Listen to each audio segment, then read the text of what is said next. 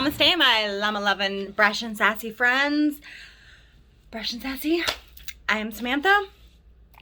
I am back, and I have a little bit of change of scenery. I'm actually at my work office right now, and so for the next 2 days here, Thursday and Friday, which is the Thursday and Friday, July 1st and 2nd, right before the weekend of the 4th, my office, which only consists of 5 people, on a good day, normally all 5 of us are not in. It's 2 attorneys and 3 assistants, and but for the next 2 days, there's only me and the receptionist are here, and I am here. She doesn't come in until about 9:15, and I came in a little late today because it was lackadaisy because, you know, nobody's here, so who cares? So if you hear the phone ring, I'm sorry. I'm going to let it roll over, but I wanted to get a video in really quick because I have time. So it was nice. I'm usually the first one here, but I usually only have about 10 minutes to myself, maybe 15, and depending on how early I get here. And today I have about a half an hour. Tomorrow I'll get here at my normal time, and I'll have almost an hour here by myself, which is nice. I stopped at Starbucks, got me my London Fog, which I always come back and add 2 caramel macchiato creamers to it. Sometimes I get a pump, one or 2 pumps of their caramel sauce. It doesn't taste as good, but my coworker got me addicted to London Fogs and Starbucks in general. I don't drink coffee. London Fogs, chai tea, iced chai tea latte, hot and cold, iced. This and some of their food. Yeah, I'm like, it's bad. It's like next street over, so yeah, it takes like 2 minutes to get there from my office. Anyway, so here we go. I was debating on which one I wanted to do, and I think I'm going to go ahead and do this one. I was going to end up doing it in face, but I don't think I'm going to. It's not going to take me very long. Something's been like, it's a different kind of aspect to a lot of the stuff on my channel here, but I wanted to talk about drag queens. And that's going to sound strange, but hear me out. Actually, specifically, I wanted to talk about femme drag queens, real girl drag queens, femme queens, real girl drag queens, AFAB queens. If I said that wrong, I'm sorry. I don't get the new thing. I guess in New York they call them hyper queens. I am one of the, I used to be one of those people. Some people will say you still are, but yeah. I haven't performed in over a year, so I don't care. I quit all the time, and then I do benefits, and I'm like, ooh, this was fun again. And then I did a pageant during my like uber mental breakdown breakup. One talent, first time that ever happened, I wasn't very good. I wasn't very good because I was incredibly stiff and very, very shy, and could not get over stage fright. And I started doing it to get over fears of being in the public and to try and like have like an alter ego, and it didn't really work out too well, but I did it for a really long time. On and off. I started doing it in 2008, and the last time I did it was 2018 or 19, or I'm sorry, yeah, it would have been 2019, sorry. I didn't do it at all in 2020, so 2019. Last pageant I did was 2018, and I did a Uber breakup mix with sign language and Miranda Lambert, and I threw a table, and it was great. It was fun, and I won talent, and it was very exciting. I've done a handful of pageants. Stage fright always gets the best of me. But I did go out of state, and I placed 4th out of 8 in a national pageant, so I was very proud of myself. That was back in like 2014, maybe. I don't know, something like that. Something just wanted me to talk about this because I used it, like I said, in 2018 for that pageant to deal with my mental health issues. I had a mental breakdown. I checked myself into a mental health hospital in October after a really, really, really bad breakup of a 10-year relationship. And that was a complete surprise to me, the breakup. I checked myself into a mental health hospital. I did things I didn't ever do before and haven't done since. Dangerous things, and I lost my mind basically. I did not want to exist anymore, And I decided to, I ended up, there was a pageant coming up of a system that I'd done pageants in before, and I had not really performed all but a couple benefits here and there in years, and I was like, well, fuck it. I had a couple people begging me to do it just for kicks, and I was like, yeah, because I'm in the mindset to do that. But then I made this Uber breakup mix, and then I tweaked the Uber breakup mix and made it way, way better, and I did sign language in part of it, and like I said, I did Miranda Lambert, Mama's Broken Heart, and I wore a leopard print teddy, and underneath what was a tearaway dress, and I threw a table, and it was loads of fun. And I won talent, and it was really fun. But real girl, femme, bio queens, whatever the hell you want to call them, they're a thing, and they are legit. All drag is Fallon, thank you. Kings, queens, bearded queens, goth queens, kings, what do you call it? The gender, what the hell? Androgynous, there we go. Androgynous kings and queens, or whatever you want to call them. The drag world is completely expanding, even from when I first came up in the LGBT world, and which I was in my 20s when I started going to drag shows and whatnot, and everything was a lot more simplistic. It was, you had a king, you had a handful of kings, you had a shit ton of queens, and they were all like your old school queens for the most part, like big costumes and hair to freaking Saturn, you know, crazy. Loved it. The versions of regular drag queens are just vast. You got goth queens, and you still got the ones that look like the classic old school, you got more ones that look like, you know, the Cardi B's and like just like whatever, more toned down but still with face. Some don't have, you know, don't like do the huge face and just do it more glam. You got different kinds of kings. Kings use a fuck ton of makeup now, and then a lot of them are androgynous. It's crazy. The world, male entertainers, female queens, whatever. Even the female queens, got some that look, you know, that will look like a fucking drag queen. Like, is that a boy or a girl underneath there? You know, just to play the gender, whatever. Some people don't like, when I first started, my drag mom, my best friend, used to do my makeup, and I was like high horror drag makeup, and people didn't know if I was actually a female, or they didn't get it. They didn't know if I was a female or if I was a regular drag queen, a man. It was fun. It's like, I liked that illusion. But that's all female drag queens are, is women doing themselves up to look like drag queens and performing as a drag queen. It's really not that serious. Like, it's not it's national, it's, you know, it's international. They're really everywhere if you look hard enough in your LGBT community. But like I said, I started doing it in 2008. I started in Akron. I moved to Cleveland not long after. I still did a lot of shows in Akron. And then I had a home bar in Cleveland we performed at for about a year. And I had other couple bars that I would perform at every now and then in Cleveland. And then I wasn't into it anymore, and I just stopped doing it regularly. I was burnt out, and like I said, I didn't usually have a lot of fun because I was terrified. I had some really good, I had a handful in my 10 years of doing it. I had a small handful of like actual numbers I can be proud of. I originally thought about doing this video in like high horror drag makeup, but I didn't feel like doing it, and I wanted to do this video. It was just something on my mind.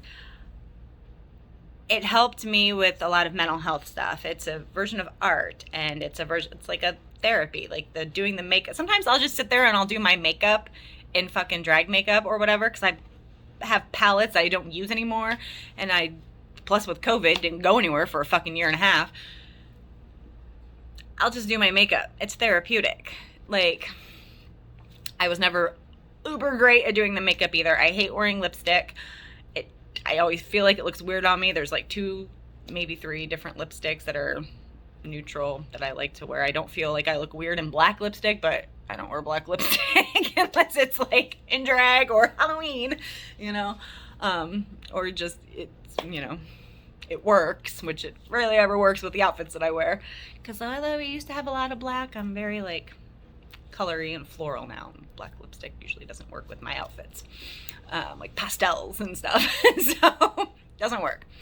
But yeah, it's very therapeutic. And like Halloween, dude, on Halloween I sat in my apartment for 2 days, like the weekend of Halloween last year, 2020 Halloween, doing like Halloween faces.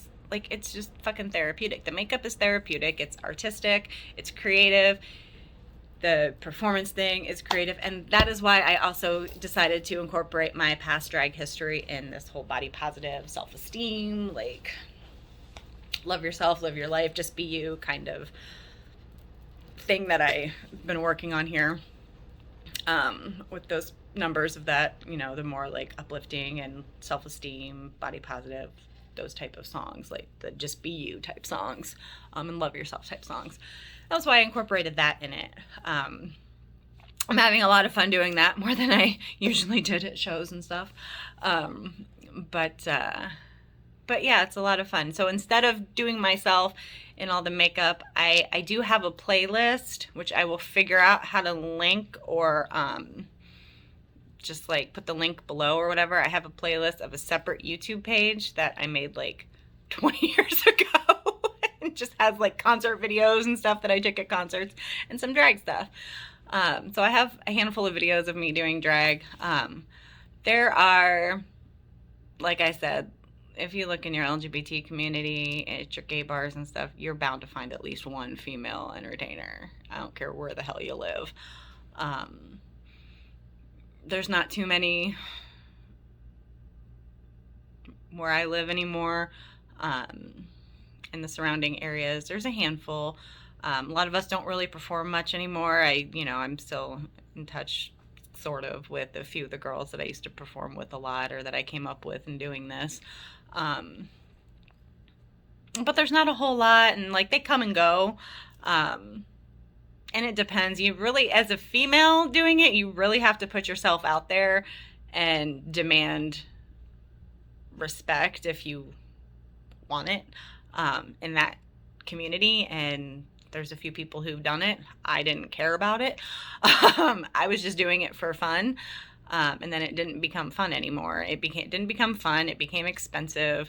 The bar scenes in Cleveland 10 years ago weren't that great. The one main bar that was here really didn't let any outsiders in much, and I hated that bar anyway. It doesn't exist anymore. It was more of a club. It was a club. I'm not a big club person. And there was little bars, and there was a event that I got involved with doing this between my drag mom and best friend. He met some people through it, and it's called Claw. It's a leather community, and I had a fucking blast. I performed with them for I think it was probably like 8 years. I think it was, because the last year me and my ex were together. My ex was a drag king, and we got into all this, and that was how I met her, through my best friend, and in the bars down in Akron, Ohio. But yeah, so that was a lot of fun doing that. I had a lot of fun with that side of it. I was still terrified performing, but I had a lot of fun, and I could do things that didn't really work in your normal like hip hop, like pop, whatever, bar nights. I could do different, type of stuff, and it worked better. But like a lot of the bars weren't populated back then, and there wasn't a lot of drag. Like that club was like the main drag bar in Cleveland, and there really wasn't any more. And then a new bar opened. We found a home there, and the bar just didn't really have business, and they kind of reworked how they did things. And me and my ex and my best friend had a ladies' night show that we ran together. I booked it. My ex hosted it, and my friend was the bartender, and he would perform in drag, or he would bartend in drag, and he would perform here and there, but he ran it. She hosted, and I booked it. Yeah, I brought in big names, like, and people still never came to our bar. It was really annoying. But what are you gonna do? We also had our ladies' night show on the same night as the ladies' night at that big club too, so that was part of it. And they have like a kings and girls, had a kings and girls night, and they like dominated that bar. And like I said, they didn't, I performed there once for an event for the LGBT center, but anyway, this is getting too long, and my coworker's going to show up here soon. The phone's probably going to start ringing soon, so I'm going to wrap this up. But please understand that anything like that, if you have any type of creative abilities or creative like passions of any type, do like I'm doing this body positive stuff, just fucking do it, man. Dancing, singing, makeup, whatever is really good therapy. It lets out stagnant energies. It releases so much. And if you put like anything that, if you're depressed or you're angry or whatever, and if you put that energy into something like that, I'm not saying go out and be a fucking drag queen, but if you could just dance around your fucking living room and just have fun with it, put makeup on your face, just play with it. Before I learned that this was actually a thing in real life, like, I was like, I wish I could be a drag queen back when I was like 22 years old, and had no idea it was a thing. And then this bar had a contest for a real girl drag queen contest. I was like, are you kidding me? And there were 6 of us in that contest. Like, it was a 4-week event. It was one night a week. And there were 6 of us in that contest. And some of them did it regularly anyway. And most of us kept doing it for a while at least. Lost touch with a couple of them, but me and the one girl that I performed, I love that girl to death. She was just amazing. And like, you meet good people. Like, I don't know, it was a really good time for me. It was, like I said, the performing aspect of it, I was usually scared shitless because I've always had stage fright, and I've never liked being in front of people, public speaking, anything like that. And that's why I started doing it, was to kind of like come out of my shell a little bit, finally, in my 20s, in my fucking mid to late 20s at that. But it was a lot of fun. And like I said, I've got that playlist linked to my page of all my drag videos. Dude, look up Real Girl Drag Queens on YouTube, or Femme Queens. I don't know, how many people got stuff on YouTube that I might know, but just look up Femme Queens on YouTube or Google. You're gonna find like Real Girl Drag Queens, Femme Drag Queens, Bio-Femme Drag Queens, like it's Hyper Drag Queens, I guess New York calls them, Fab, something like that, Queens. The acronyms of today with all the changing stuff, I don't keep up with, but the born female entertainers, whatever. So yeah, it's a whole lot of fun, and not just them. Drag kings are freaking amazing, and of course drag queens. There's male entertainers, and like some of the female entertainers are more like, as they would call it, like bio-femme. They didn't do the whole drag thing. Like when I did it, I did the high horror drag stuff when I first started, and then when I started doing my own makeup, I had a lot of trouble doing it like that. So then sometimes I did just kind of more like glamorized makeup. I would try and do the high horror drag. Sometimes it looked good, sometimes it didn't. Or I would just do like more like little like embellished like glam makeup, basically. And then if I did that, I was usually just like wearing something real skimpy and just looked like a stripper. But it was a lot of fun, and it released that aspect of like that side. I was never very great, but I always looked I almost always looked hot and just amazing. Like if I was gonna suck, I was at least gonna look cute. Whatever. At least I'm pretty. That was like the whole thing of like my former my former name. My drag name was Lexi James. And then when I broke up with my ex, I changed it to Lexi Styles. I didn't want to be associated with 3 of the people in the drag community that have the last name James.